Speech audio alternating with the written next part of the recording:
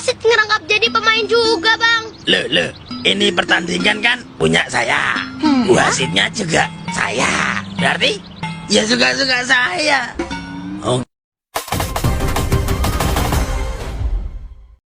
Bahwa kita dicurangi? Ya, meskipun begitu, apakah itu akan menjadi alasan? Ya jelas tidak. Kalau dilihat dari segi permainan, memang timnas Indonesia belum pada peak performance-nya. Tapi secara mentalitas, permainan Indonesia ini jauh di atas Qatar. Betapa tidak, ketika tim nasional Indonesia melawan tuan rumah Qatar, memang sebelum pertandingan, hampir setiap kru dari ofisial kepelatihan timnas Indonesia sedari awal telah merasakan kejanggalan yang tidak enak, yang memang sejatinya telah dipersiapkan oleh tuan rumah Qatar dalam upaya mengganggu konsentrasi fokus dan persiapan timnas secara non-teknis. Seperti yang dikatakan pada instastory-nya John Seok-seo selaku penerjemah Shin Tae-yong mengatakan sudah diduga dari awal naik bus menuju ke stadium. 8 menit juga nggak sampai-sampai ke stadium dari hotel, tapi diputar-putarin dulu, baru ke stadium sampai kena waktu 15 menit lebih. Nice taktik Qatar unggahnya. Itu trik dari segi non-teknis di luar lapangan. Nah, bagaimana di dalam lapangan? Pastinya sudah dipersiapkan dong siapa saja yang akan memimpin pertandingan. Tidak mungkin Qatar tidak menservis setiap ofisial wasit, baik itu wasit di tengah maupun hakim garis, sampai wasit di ruang VAR. Ya. Karena itu apapun upaya dilakukan dengan menghalalkan segala cara untuk memenangkan tuan rumah agar sang tuan rumah terhindar dari kekalahan gimana pun caranya. Bukan Qatar namanya kalau gak curang. Karena memalukan bagi sang tuan rumah jika tidak bisa mendapatkan poin penuh melawan tim debutan seperti Indonesia. Sudah bukan rahasia umum ketika Qatar diuntungkan sebagai tuan rumah. Bukan tidak mungkin mereka akan bermain sekotor mungkin untuk bisa memecah konsentrasi lawannya dan merusak sportivitas fair play pertandingan. Membuat para wasit ini sulit mengambil keputusan dan akhirnya terbawa dengan gimmick-gimmick yang dilakukan oleh sang tuan rumah ini. Kemudian bagaimana secara teknisnya nanti di lapangan? Makanya jika dirasa mereka tidak bisa bermain secara fair play melawan timnas Indonesia, maka plan B mereka adalah bermain secara kotor dan menarik simpati wasit untuk mendapatkan advantage keuntungan melawan timnas Indonesia. Dan ini terbukti kalau kita lihat jalannya pertandingan di tengah lapangan, sepanjang 44 menit jalannya pertandingan di babak pertama, Qatar ini sulit menembus pertahanan Indonesia. Walaupun dari segi teknis, mungkin mereka lebih baik dari timnas kita, tapi dari segi permainan, mereka sulit mengimbangi dan menembus pertahanan kita untuk bisa menghasilkan peluang. Tidak banyak peluang yang bisa mereka ciptakan ke gawang kita, selain daripada kesalahan yang dibuat oleh Komang Teguh di awal peluang pertama timnas Qatar. Tapi kita juga tidak kalah dari segi permainan melawan mereka, di mana kita juga menciptakan beberapa kali peluang. Kita juga mendapatkan peluang dari Rafael Strijk, hasil umpan matang dari Ivar Jenner, kemudian mampu dimaksimalkan oleh Rafael Strijk untuk menarik pelatuk melepaskan tembakan terukur dari luar kotak penalti, yang sayangnya masih membentur tiang gawang. Lalu, melihat tekanan yang diberikan oleh Garuda Muda itu membuat Qatar sadar diri. Jika mereka hanya mengandalkan permainan normal, fair play, dan terbuka, maka mungkin saja mereka merasa tak mampu menjinakkan skuad Garuda Muda. Apalagi timnas Indonesia akan berpotensi berubah permainannya di babak kedua. Tentunya hal tersebut tidak diinginkan oleh tuan rumah, makanya mereka berupaya mengunci momentum yang dimiliki oleh Garuda Muda untuk merubah pola permainan dan berkembang di babak kedua. Itulah kenapa tepat pada menit 45+1 Qatar mendapatkan penalti, hasil gimmick buah dari acting mereka yang berhasil menarik perhatian wasit untuk mendapatkan keuntungan advantage di kotak penalti timnas Indonesia, di mana sebelumnya ada kontak lebih dahulu ketika ia melayangkan sikutnya ke perut Rizky Ridho, di mana Rizky Ridho berusaha mengintersep bola, perhatiannya fokus ke bola ke atas, namun sayangnya posisi pemain Qatar tersebut berada di bawah tangan Rizky Ridho. Jadi kecuali kalau posisi pemain Qatar itu berada sejajar dengan tinggi Rizky Ridho, maka ketika Rizky Ridho mengangkat sikutnya, jelas itu kartu merah. Tapi ketika Rizky Ridho kehilangan keseimbangan berkat sikutan yang dilakukan oleh pemain Qatar tersebut, maka normal body movement yang secara refleks dilakukan oleh Rizky Ridho seharusnya sih nggak layak dan terlalu kejam jika diberikan kartu kuning, apalagi sampai berbuah penalti. Udah penalti dikasih kartu kuning juga, kan kelihatan banget berat sebelahnya ini Nasrullah Kabirov sebagai wasit di tengah, termasuk wasit yang berada di VAR, yaitu wasit Thailand yang memang mungkin ada sentimen dengan timnas Indonesia. Ya semoga aja timnas Thailand nanti merasakan hal yang sama seperti Indonesia, di mana mereka dicurangi oleh wasit yang berada di ruang VAR nanti. Memang kejadian di akhir babak pertama itu menjadi anti klimaks bagi Indonesia, di mana mereka berusaha menemukan ritme dan irama permainan mereka yang justru harus dirusak dari tindakan keberpihakan yang berat sebelah, yang nampak jelas terlihat tidak fair play dari wasit maupun asisten wasit yang berada di ruangan VAR untuk membantu tuan rumah mengamankan poin melawan tim debutan sekelas Indonesia yang berada di peringkat 100+. Artinya di sini menjadi alarm hati-hati bagi setiap tim yang melawan tim tuan rumah Qatar, di mana belum ada satupun tim yang mampu mengalahkan Qatar di pertandingan perdana mereka, baik di kedua ajang, di Piala Asia U23 maupun Piala Asia Senior di mana belum ada ofisial kepelatihan manapun yang mampu memecahkan teori permainan plan B kotor dari tim tuan rumah Qatar. Yang mana artinya tim mau sekuat apapun melawan tim tuan rumah Qatar, maka tidak ada harapan menang di dalamnya. Karena kenapa? Turnamen ini bisa dibeli dengan uang yang mereka miliki. Di mana hal tersebut sudah mereka lakukan ketika membuat Argentina juara dunia, di mana Argentina selalu mendapatkan voucher penalti di setiap pertandingannya baik melawan Arab Saudi hingga ke partai final. Jelas siapapun sudah kenal budaya Qatar dalam memaksakan sang juara untuk suatu turnamen yang mereka adakan. Setelah Piala Dunia, hal yang sama pun mereka lakukan untuk timnasnya sendiri, yaitu Qatar ketika bertindak sebagai tuan rumah Piala Asia 2023 yang diselenggarakan di 2024 kemarin, di mana mereka mulus selama fase grup kemudian hampir tersiok-siok di fase gugur. Hal tersebut bahkan mereka lakukan kepada tim yang sedang susah, yaitu Palestina, di mana setiap pemain mereka tinggal menunggu hantaman kaki dari pemain lawan. Ketika mereka mampu memanfaatkan kesalahan yang dilakukan lawan, maka disitulah wasit akan bertindak sebagai malaikat bagi mereka untuk memberikan keuntungan kemenangan bagi mereka, di mana Qatar saat itu diuntungkan dengan gol penalti. Pemain Palestina dianggap melanggar Almos Ali di kotak penalti,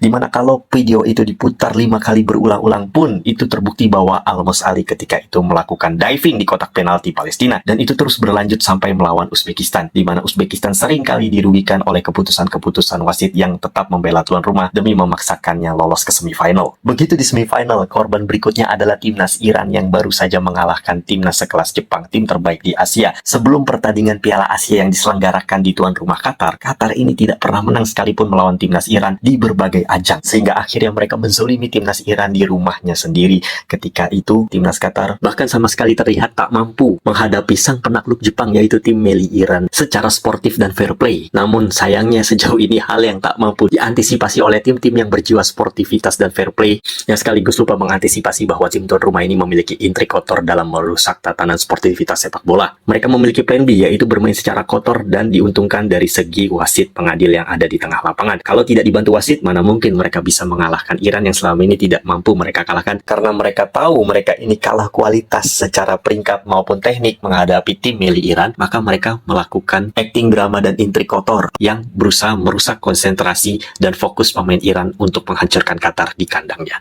Karena itu mereka dibantu wasit untuk bisa mulus sampai ke partai final. Terlihat dalam berbagai momen Iran ini dirugikan dari segi keputusan wasit, termasuk dari segi onside, offside maupun kartu dan pelanggaran. Dan itu terus terjadi hingga melawan Jordan di final. Seperti kita tahu, di final mereka tidak perlu menghadapi Jordan dari segi kualitas, cukup dengan bantuan wasit. Sepanjang pertandingan Qatar cukup menunggu kaki lawan untuk melanggarnya, baik itu di kotak penalti maupun di luar kotak penalti. Bahkan ada momen beberapa kali yang seharusnya Akram Afif ini offside dianggap onside, bahkan lebih konyolnya sampai diberikan voucher 3 kali penalti demi memaksakan pemainnya menjadi top skor pencetak gol terbaik dan terbanyak melewati Aimin Hussein dari Irak. Mungkin persetan bagi mereka menang dengan cara kotor, yang penting namanya tercatat dalam sejarah menjuarai Piala Asia back to back dari segi senior maupun U23, mengawinkannya menjadi Raja Asia sama-sama di berbagai lapisan umur sebagai tuan rumah. Makanya dunia tidak mengakui mereka sebagai juara, tetapi mereka peduli setan, yang penting namanya tercatat dalam sejarah sebagai Raja Asia di tahun-tahun yang berdekatan. Begitulah cara Qatar membeli turnamen ini. Jadi jangan heran jikalau nanti U23 mereka kembali dipaksakan keluar sebagai juara di Piala Asia edisi kali ini. Makanya mereka ketakutan jika mereka kemarin itu tidak mendapatkan poin penuh melawan Indonesia, di mana mereka tahu bahwa Ivar Jenner sebagai motor serangan Indonesia jika tidak dimatikan pergerakannya, maka akan membuat pembeda di pertandingan babak kedua. Makanya di awal-awal babak kedua, Qatar ini berusaha benar-benar memancing wasit untuk memberikan keuntungan, mematikan pergerakan Ivar Jenner dengan melayangkan kartu kuning, di mana hasil dari diving mereka sukses dianggap sebagai pelanggaran oleh Nasrul Kabirov dari Tajikistan. Makanya ini menjadi alasan Sintayong mendapatkan kartu kuning ketika memprotes wasit untuk kembali mengecek VAR, karena dianggap sebagai suatu tindakan yang berlebihan memberikan Ivar Jenner langsung kartu kuning kedua. Jika dilihat dari tayangan ulang, kaki Ivar Jenner justru hanya mengenai sedikit, dan kalau saja Nasrul Kabirov itu memutuskan untuk kembali mengecek VAR sebagaimana yang ia lakukan terhadap pelanggaran Indonesia, maka hasilnya pasti akan berbeda. Tapi sayangnya kan ia keburu ngeluarin kartu kuning kedua yang dianggap menjadi merah, sehingga mungkin wasit yang ada di ruang VAR, yaitu wasit Thailand ini, menganggap bahwa tidak perlu mengecek VAR. Sebenarnya kalau dilihat lebih teliti lagi, Ivar Jenner itu berupaya menghindari kontak dengan pemain Qatar, tapi emang dasar Qatarnya ini yang memainkan drama dengan baik. Ditambah wasit dari Tajikistan yang katro ini akhirnya membuat Ivar Jenner harus keluar dari lapangan lebih awal, sekaligus membuat Garuda Muda harus berjalan pincang melawan 11 pemain intrik dari tuan rumah Qatar ini. Meski sudah melawan 10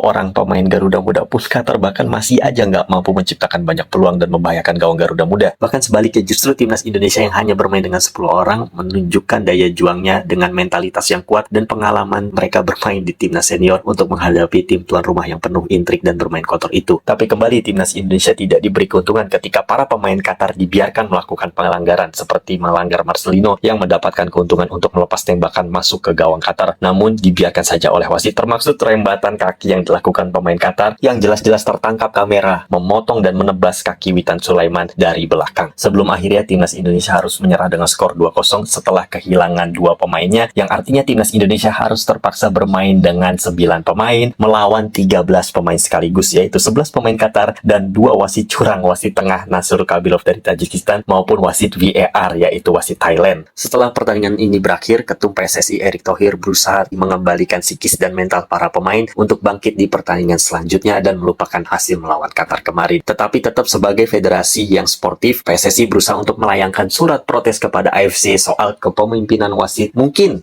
hal tersebut tidak merubah hasil pertandingan, meskipun nggak jamin bakal direspon juga, tapi seenggaknya ada protes yang dilayangkan agar kedepannya lebih baik lagi. Karena jika ini dibiarkan, maka setiap lawan yang menghadapi tuan rumah jelas bakal diperlakukan seenaknya. Tentu ini merusak tatanan sportivitas olahraga yang digaungkan oleh FIFA, yaitu My Game is Fair Play. Sampai di sini kebersamaan kita tentang membahas track record dari kezaliman tim tuan rumah Qatar sebagai penyelenggara AFC Asian Cup di berbagai kelompok umur. Leave your comment below. See you and thanks for watching.